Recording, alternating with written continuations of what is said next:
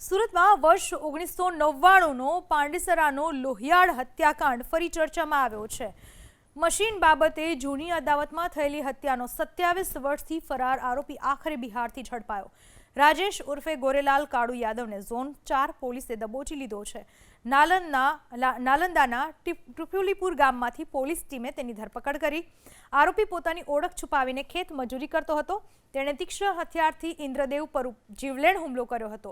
આંખ, નાક, છાતી અને પેટમાં ગંભીર ઈજા પહોંચાડી હત્યા નિપજાવી હતી।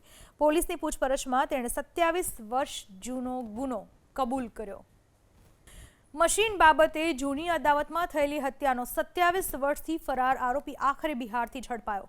રાજેશ ઉર્ફે ગોરેલાલ કાળુ યાદવને ઝોન 4 પોલીસે દબોચી લીધો છે। નાલંદાના ટીપુલીપુર ગામમાંથી પોલીસ ટીમે તેની ધરપકડ કરી।